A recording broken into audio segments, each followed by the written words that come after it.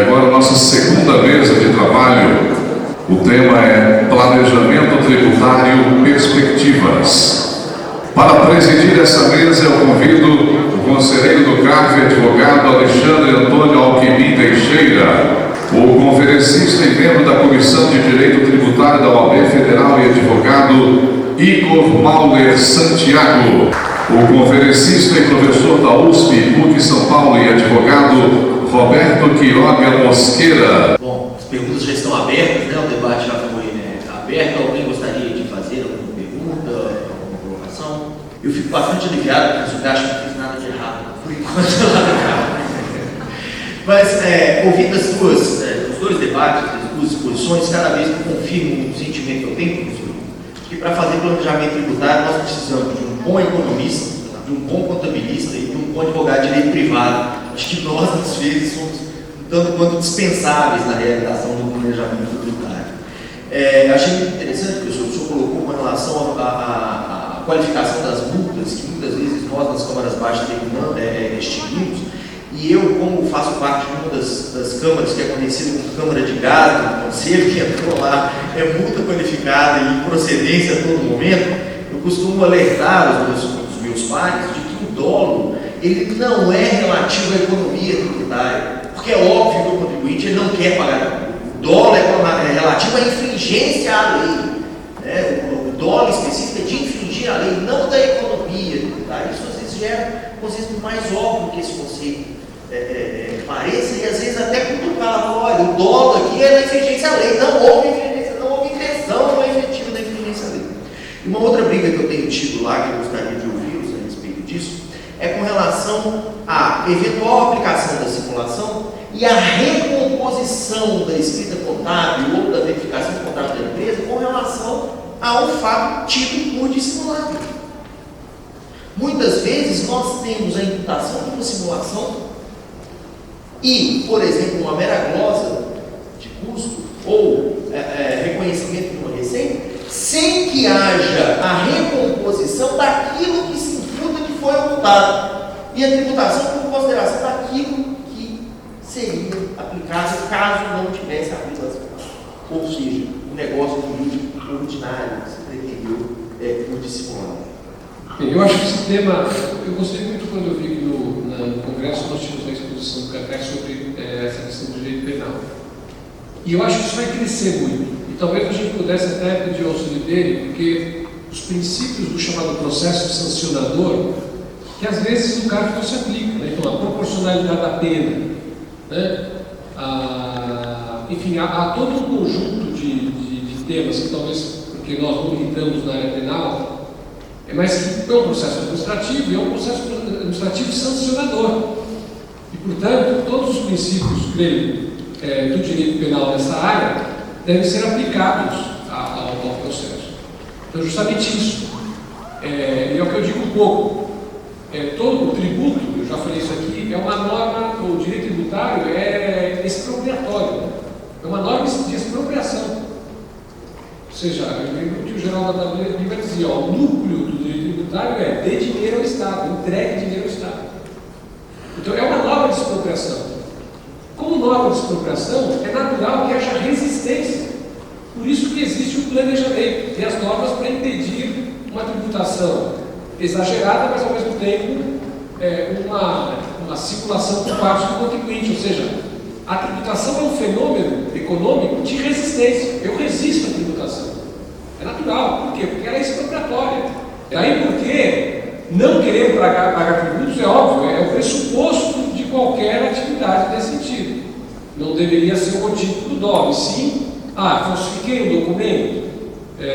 Enfim, qual o procedimento que eu fiz eventualmente para aquela minha ação final?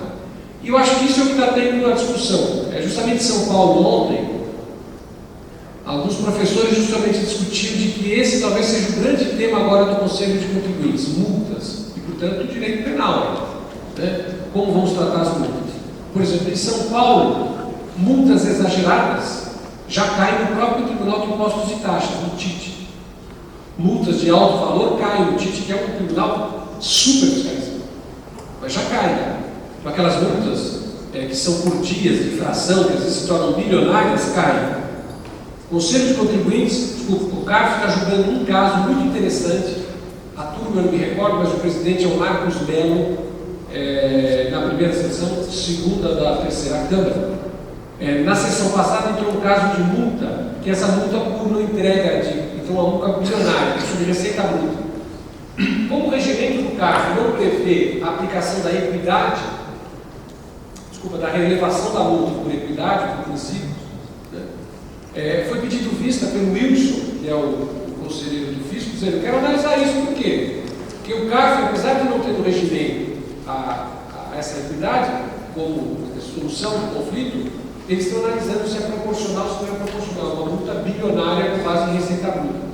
Então, o grande tema do Conselho, eu acho, nos próximos 2 anos, serão justamente essas multas agravadas, as multas isoladas, justamente para ver até que ponto elas são justificáveis e razoáveis, mas, sem dúvida, acho que vai na linha da tua exposição.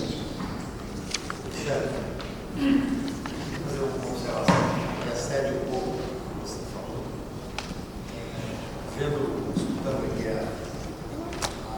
área, tem um projeto de lei do Congresso, do senador Pedro Tax, que veio do Ministério do Mato Grosso, que eu sempre tive uma preocupação muito grande de levar isso a alguns lugares, como advocacia criminal, que é um projeto de lei que praticamente criminaliza a advocacia criminal em alguns setores, mas eu vejo que quem deve estar mais preocupado são vocês, tributaristas, porque na verdade esse projeto criminaliza quem pretende fazer, quem trabalha fazendo esse planejamento tributário.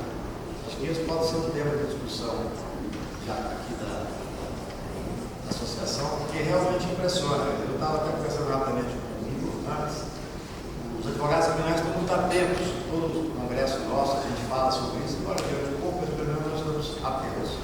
Mas eu acho que, sem dúvida nenhuma, o foco maior talvez esteja em cima do advogado tributário, um projeto que criminaliza a tentativa de fazer esse planejamento, como se de alguma forma ele estivesse fazendo uma ação criminosa. A tentativa de criminalizar o advogado, através até criminal, através até dessa mídia opressiva, que confunde o advogado com o crime que ele fez, confunde com o cliente.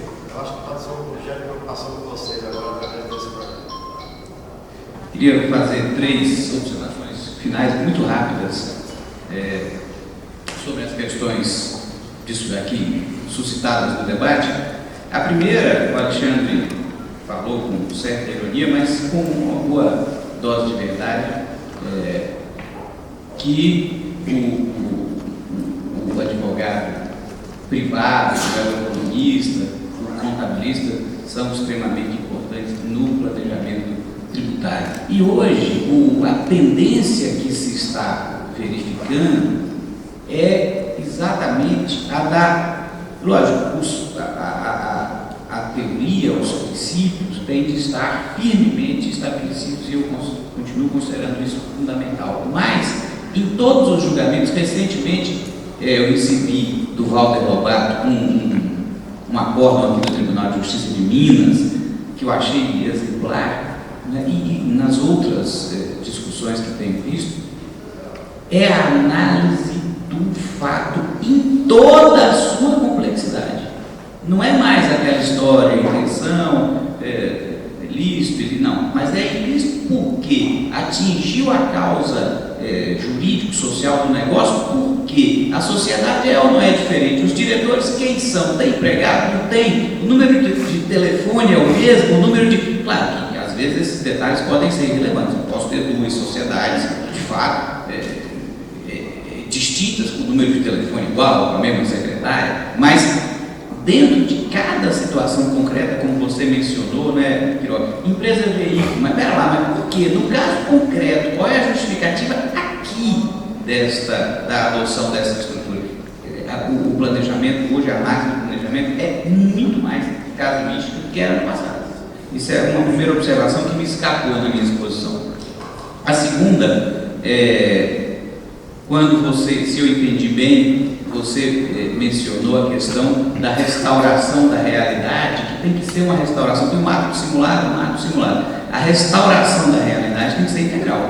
não pode ser só para o lado do físico, quer dizer, a operação não foi A, foi B, mas então o que daria direito de dedução nessa operação B para autuar? Né? Eu tenho que autuar a operação em si mesma, considerada de maneira global, e não apenas a receita desconsiderando as despesas. Isso seria o mesmo, é uma questão que já discutimos muito, Eduardo e eu, de você, por exemplo, fazer uma autuação de ICMS desconsiderando o crédito que o contribuinte teria. Não, calma lá, tem que pagar? Tem, mas então vamos restaurar a operação em sua inteireza, não só para o lado do contribuinte, não só para o lado do fisco, é a realidade mesma. E terceiro, sobre a multa, questão de alta relevância, só queria alertá-los para prestarem atenção, os que ainda não tiverem visto, que há um recurso extraordinário com repercussão geral reconhecida no Supremo sobre essa matéria, que vem de Rondônia, não tem aqui o número anotado, mas é muito fácil de reconhecer. E o caso é o seguinte: a empresa recebeu mercadoria tributada com substituição. Então, hipótese de sonegação zero, porque a mercadoria já estava tributada com sonegação, com substituição até o fim da sua cadeia de circulação. Mandou essa mercadoria para lá, para cá, de um estabelecimento para outro, para industrialização por encomenda, e, em alguns casos, deixou de emitir as notas fiscais de remessa. Mas qual era a possibilidade de sonegação fiscal? Zero. Ou de não pagamento, de retardamento? Zero. O imposto já tinha sido pago por substituição tributária para frente por uma empresa pública, ademais, na origem, não é? E a multa, no caso, por não escrituração de documento sem risco de não pagamento de tributo, era de mais ou menos, no valor localizado, 200 milhões de reais. Então, isso foi reduzido pelo Judiciário de Rondônia, mas ainda sobrou um valor exagerado, tendo em vista a gravidade reduzida da conduta e a questão que foi reconhecida como de repercussão geral. E talvez, claro, cada caso é um caso, uma legislação estadual, cada legislação é diferente, mas se o Supremo quiser, né, sobretudo dentro dessa tendência que ele tem adotado hoje, um pouco de, ao resolver um caso, tentar também dar uma solução geral à matéria, meio se confundindo às vezes com o legislador, de toda maneira, se ele quiser, nesse caso, pode estabelecer parâmetros extremamente relevantes para a matéria como um todo.